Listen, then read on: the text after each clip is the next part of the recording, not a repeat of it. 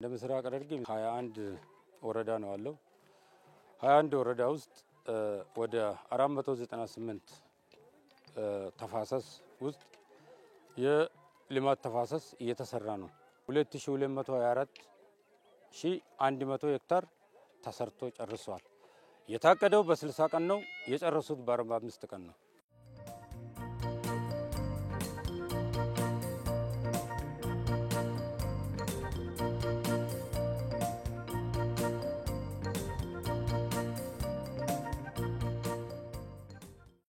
አካባቢ ጥበቃ ማለት ሰው የሚኖርበት የምንፈልገውን የልማት ስራ የምናንቀሳቅስበት የብዛ ህይወቱ የሚኖርበት የውሃ አካላት የተፈጥሮ ሀብት በአግባቡ ተጠብቆ ሲኖር ብቻ ነው የምናስበው የልማት ውጤትና ስኬት ላይ መድረስ ብቻ ነው ስለዚህ አካባቢ የተፈጥሮ ሀብት ሁሉም ዜጋ ሁሉም ህዝብ አውቆ ተረድቶ የኔ ጉዳይ ነው የመኖር ያለ መኖር ጉዳይ ነው ብሎ መጠበቅ መንከባከብ ንጹህና ጤናማ አካባቢ የመኖር የልማት ስራዎች ደግሞ አካባቢውን በማይጎዳ መንገድ ዘላቂታ ባለው መንገድ ለልጆች መተላለፍ በሚችልበት በጎርፍ በድርቅ በመራቆት እንዳይጎዳ የመንከባከብ የመጠበቅ የዜጎች ግዴታ ነው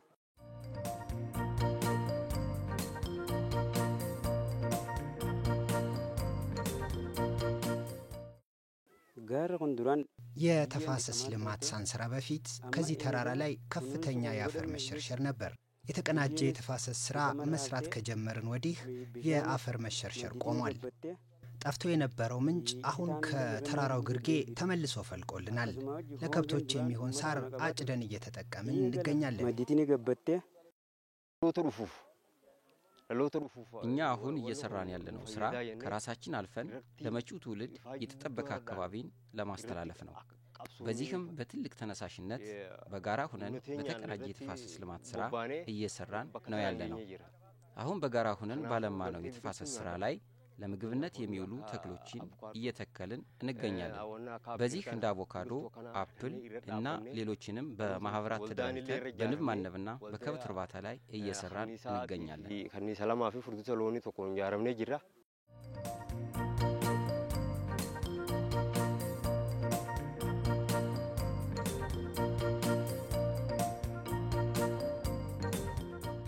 ባለፈው አመት በዛኛው ተራራ ላይ 4 ቀበሌ ነው በዛ የሚያዋስነው 4ቱ ቀበሌ ነው እዛ ላይ ወደ 6000 ሄክታር የሰሩት ዘንድሮ ደግሞ 2017 ሁለት ቀበሌ ነው በዚህ ተፋሰስ አሁን ሞጆ ሪቨር ነው በዚህ ደነባ ሪቨር ነው ስለዚህ በዚህ ተፋሰስ ላይ ባለፈው አመት የተገኙ ተመክሮች ስላሉ ህብረተሰቡ ደግሞ ጥቅም ያገኙበት ከተፋሰሱ የተሰሩት ተፋሰስ ላይ ጥቅም ያገኙበት ምክንያት አለ ውሃም ወጥቷል ብዙ መሬትም አፈርም ለምቷል ጊጣቢያ ላይ 40% የምግቡ ነው አታክልት ዘይቱን ድሽጣ አቮካዶ አፕል አለ አሁን እዛ ላይ ባለፈው አመት የሰራነው ተራራ ላይ አፕል አለ በቅሏል እንደውም ግሪን ኤሪያ ሆኗል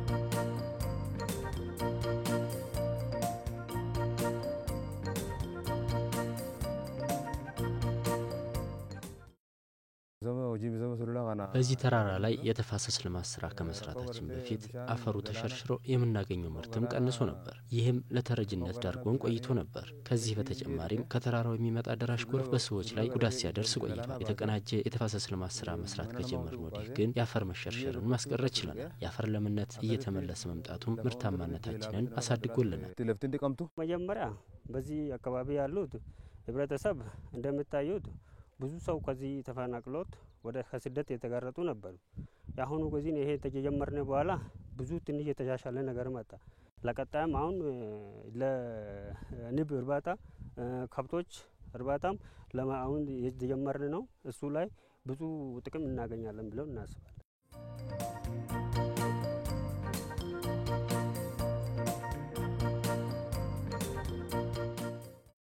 ለማስራት መሰረት አድርገን የተነሳንበት መጀመሪያ እዚህ የሚኖሩ አርሶ አደሮች በተለያዩ ምክንያቶች ደኖችን ሲጨፈጭፉ ነበር።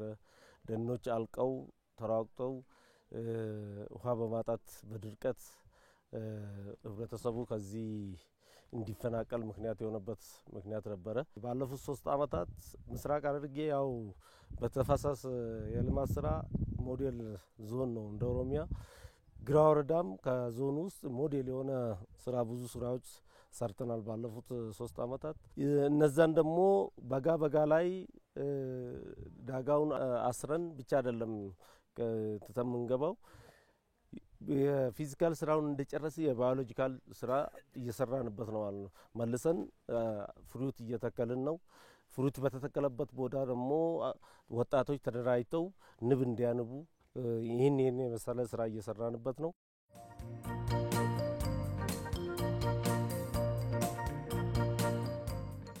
ውጤት የተገኘው የተፋሰስ ልማት ውስጥ አንደኛው የደረቀ ውሃ ከርሰ ምድር ውሃ ተመልሷል። የአየር ለውጥ ተስተካክሏል። የአፈር ለምነቱ ጨምሯል። ምርትና ምርታማነትን ጨምሯል። ስለዚህ ካሁን በፊት ህብረተሰቡ ቀዮቹን ትቶ ነው ለስደት የተጋለጠው። አሁን እንደ ምስራቅ ሐረርጌ ከተረጅነት ወደ ምርታማነትን እያሻገረ ያለው የተፋሰስ ልማት ነው።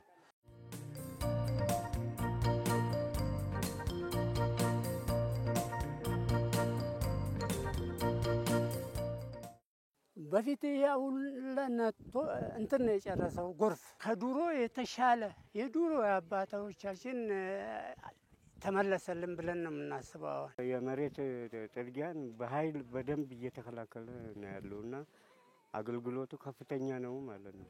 እንደገና ደግሞ ከጥቅም ውጪ የሆነ መሬት ሜዳማ እየሆነ ነው። ያው እስከ 9 ሜትር ድረስ ስፋት ሲኖረው ከጥቅም ውጪ የወጣ መሬት አገልግሎት ላይ እንዲውል እየተደረገ ነው። በዚሁ ስራ የወጣ ምንጭ አለ፣ አዲስ ምንጭ ውሃ ደግሞ እየጨመረ ነው መሄድ ያለው።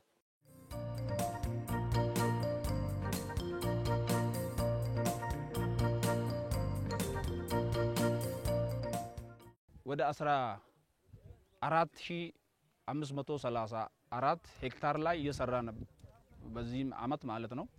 በየአመቱን እየሰራ ነበር። እንደምታዩት ብዙ ተፋሰስ ስራ ተሰርቷል። እዚህ ህብረተሰቡን እዚህ በራሳችሁ እጅ ማለት ነው በራሳችሁ እርሻ ላይ ብዙ ነገር ተሰርቶ እየተለወጡ ነው። ኑሮቹን እየተለወጡ ነው። ብዙ አቮካዶዎች፣ ብዙ እንጨቶች እየተከሉ ዝናብ ራሱ በትክክል እየዘነበ እህልም እያመረቱ ነው የሚገኙ።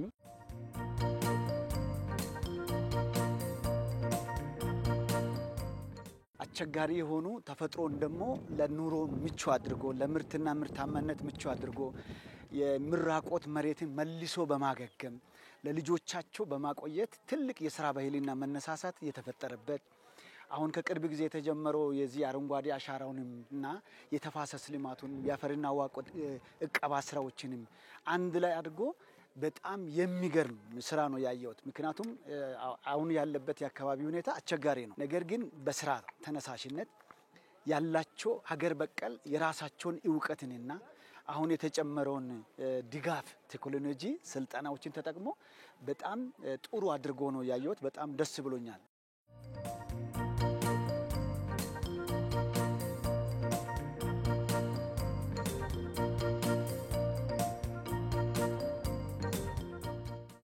መንግስት የግብርና ላይ የሚሰጠው ትኩረት የአካባቢ ጥበቃ ላይ የሚሰጠው ትኩረትና አረንጓዴ አሻራ እንዲሁም ሌሎች የልማት ትሩፋትና ሌሎችም ኢኒሼቲቮቻችንን በማስተሳሰር በቤተሰብ ደረጃ ራስን መቻልን በሀገር ደረጃም ራስን ወደ መቻል እንዲሸጋገር ለማድረግ የምናደርጋቸው ጥረቶች አንዱ ማሳያ ነው። በየአካባቢው ያሉ መልካም ተሞክሮዎች ደግሞ ተቀምረውና ሰፍተው በሀገር ደረጃ የሚሰሩ ከሆነ ለውጡን በሀገር ደረጃ የምናይበት ጊዜ በጣም ቅርብ መሆኑን ማሳያ ነው።